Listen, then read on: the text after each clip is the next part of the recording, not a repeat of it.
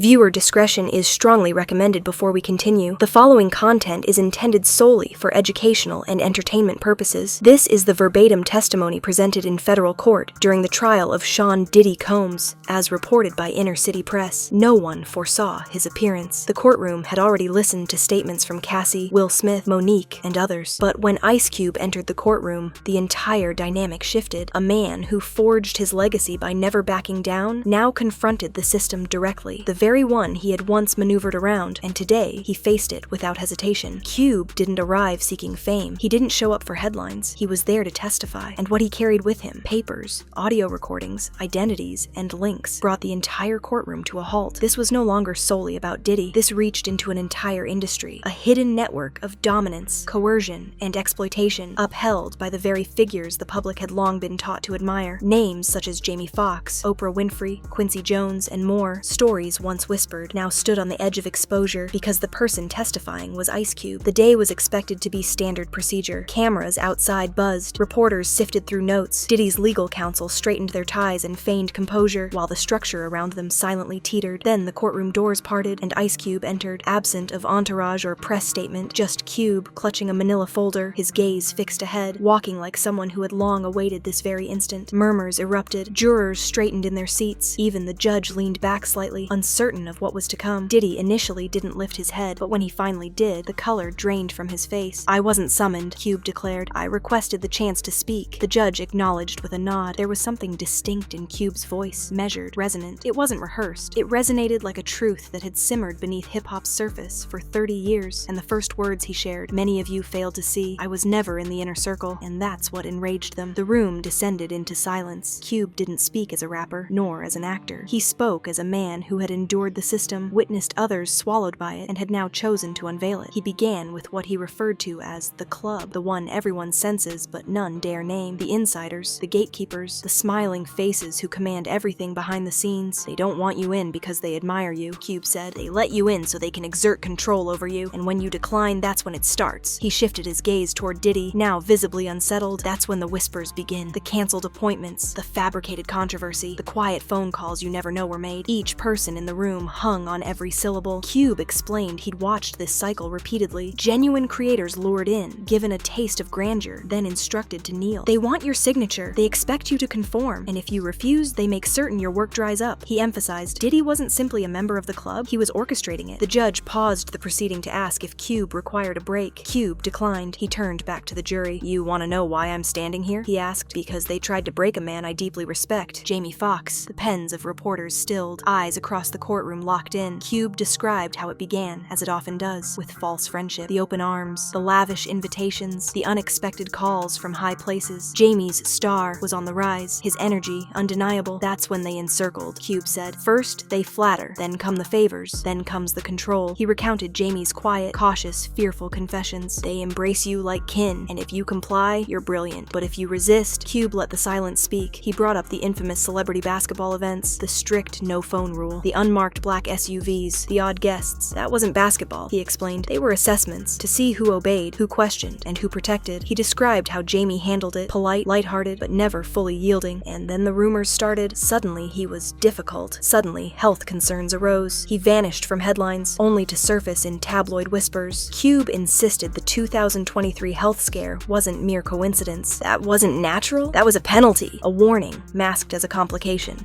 He stated Diddy's circle did more than host parties. They built archives. They filmed. They stored. They cataloged. And when needed, they used it. He described a call from Jamie post-event, his voice shaken. He said, "Cube, I can't say it, but I can't unsee it." And then Cube spoke a name that froze the room. "Oprah. This wasn't just Puff," he said. "There are layers." Cube revealed that amid Jamie's career peak, between Ray and Oscar season, Oprah phoned him. She said, "You're blowing it." Jamie expected congratulations. Instead, he received redirection. Oprah told him he needed guidance. She took him to see someone, Quincy Jones. Cube didn't elaborate. Everyone in Hollywood already knows. He called Quincy a long-standing shadow, a public legend, a private enigma. She brought Jamie like it was healing, but it wasn't. It was submission. Jamie described the night as surreal. Cube said he felt prepared, not helped, trained, not healed. Cube admitted Jamie never fully revealed what occurred at Quincy's house, but the look in his eyes said enough. Oprah called it responsibility. Quincy called it legacy. But What they gave him was a leash. From that night, Jamie changed, not from desire, but necessity. He told me, Cube, the only way to survive this game is to pretend. Cube saw him pretend for years, but now no one was pretending. Then Cube returned to Quincy. Slowly. He's not just a producer, he's a godfather. The courtroom remained still. Cube turned to the judge respectfully. This isn't hearsay, it's truth, and it must be recorded. He spoke of Quincy's reputation, revered in public, feared in private. The basis for that fear? Well, that's the part artists only hint at. In songs, in coded interviews, you don't gain Quincy's power without striking deals, he said. And I'm not talking business, I'm talking soul trades. He claimed Jamie's encounter with Quincy was intentional, arranged, not a mentorship, a handoff. He told me later, Cube, it wasn't advice, it was instruction. Cube had heard similar stories from others. Men who vanished, men who changed their public personas overnight, men who broke. Quincy's charm, Cube said, masked the same message Diddy sent: comply or vanish. Then he shared something even darker. Cube had seen photographs, old ones, private, circulated in whispers, ones not meant to exist. Quincy appeared often in the background, smiling, while those in front did not. He admitted he couldn't verify every image, but one thing he could. Quincy's not a mentor, he's a middleman, and the ones he answers to, we don't have names for them. Cube straightened. I want to talk about how they silence you. It's not just fear, it's coercion through secrets. Diddy's strength wasn't just in wealth, it was in his collection, footage, audio, records. They don't invite you to party. They capture you at those parties. He looked at the prosecution. You want to know how many stayed silent? Ask how many received an anonymous flash drive, or a call from a blocked number playing a recording of something they don't recall doing. He mentioned 2 actors, compromised at a Diddy event. One called Cube directly. Didn't remember anything past midnight. Woke up in a hotel. A contract beside him. Photos on his phone he didn't recognize. Once they had you